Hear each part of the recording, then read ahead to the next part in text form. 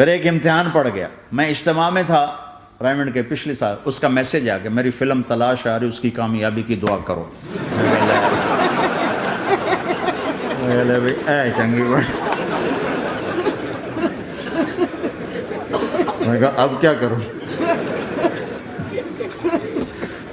جواب دینا بھی ضروری، دعا بھی نہیں ہو سکتی، کیا کروں۔ تو جب وہ میسج آیا تو میرے سامنے کوئی 10-12 علماء بیٹھے تھے، میں نے کہا بھائی یہ میسج ہے، اس کا جواب دو۔ کہا جی یہ ہمارا فیلڈ نہیں تمہارا ہے، تو ہی جواب دے۔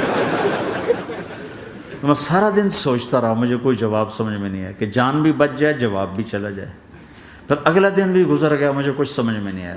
میں عصر کا وضو کر رہا تھا، ایک دم اللہ نے ایک مضمون دل میں ڈالا، تو میں نے فوراً بیٹھ کے اس کو میسج کیا کہ عامر بھائی جو کریٹو ہوتا ہے نا ذہن، یہ اللہ کسی کسی کو دیتا ہے، تخلیقی ذہن یہ اللہ تعالیٰ کسی کسی کو دیتا ہے، ہر ایک کو نہیں دیتا، اور یہ اللہ کی بہت بڑی عطا ہوتی ہے۔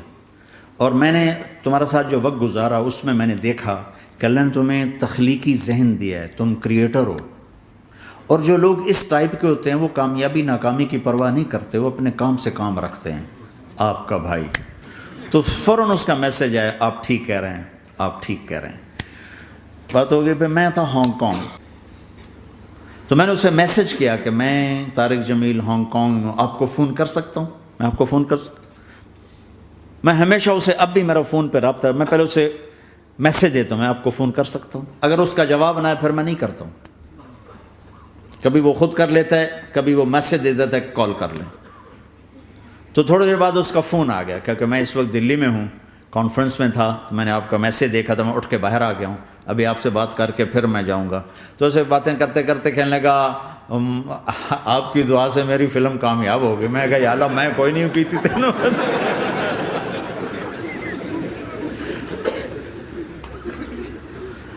بھائیو محبتیں بانٹو، نفرتیں تو پہلے ہی بہت پھیل چکی۔ نشہ پلا کے گرانا تو سب کو آتا ہے، مزہ تو تب ہے کہ گرتے کو تھام لے سب۔